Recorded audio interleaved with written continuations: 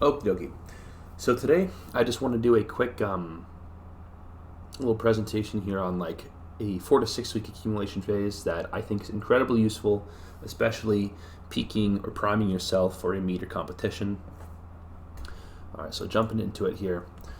All right, so there's lots of different ways you can do accumulation phases, but some of the biggest goals are primarily to establish a base of strength and endurance, and sort of priming yourself neurologically for some heavy training to come. So you get some physiological adaptations. The goal is to grow some muscle, prime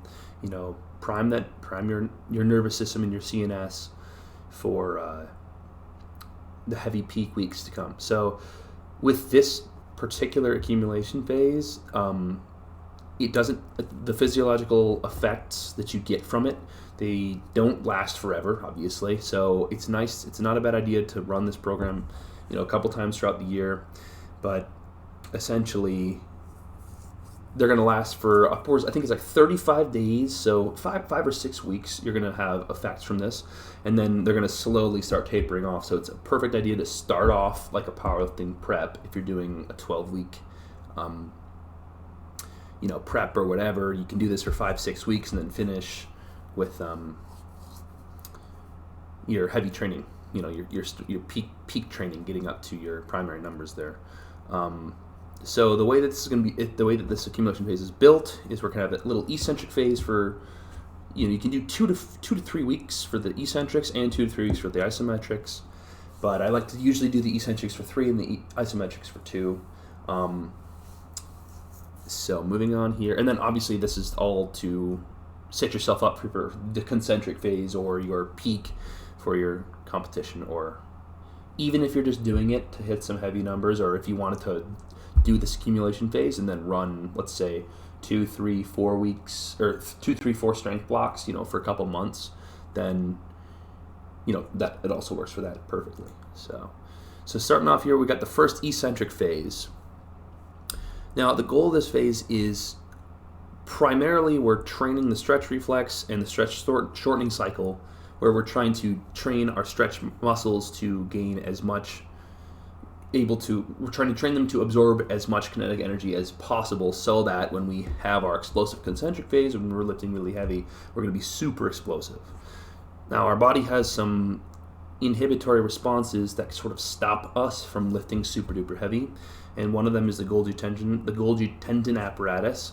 And without getting too sciencey here, basically the body has an inhibitory response where the Golgi tendon will try to slow down and stop your body if you're trying super duper heavy weights. So using eccentrics, you can sort of push that inhibitory response slightly further so that you can train that and lift a good deal heavier.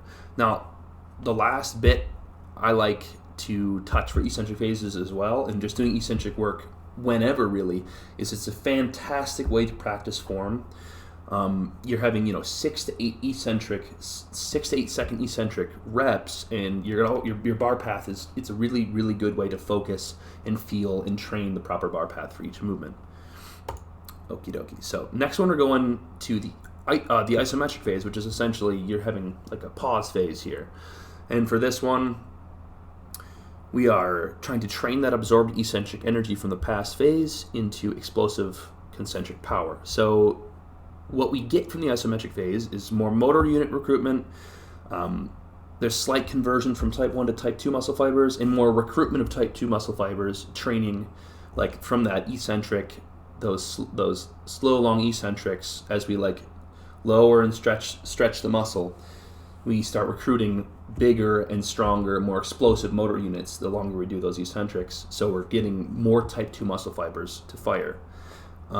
Additionally, we have rate coding, which basically just means that we're increasing the rate that the muscles are going to be firing as well.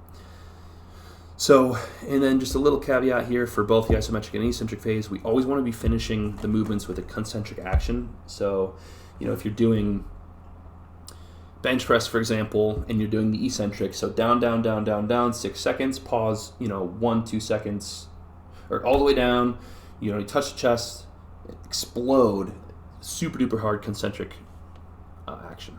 So moving on here, finally, I'm just going to touch on how a simple setup would be. You can do it however you want, really, as long as it kind of falls within these criteria I'm gonna talk about real quick.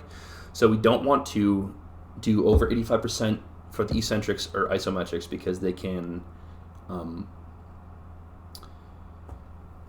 be damaging. There's a high risk to There's a high risk of injury if you go too high with those. So it's best to kind of keep them a little bit lower there.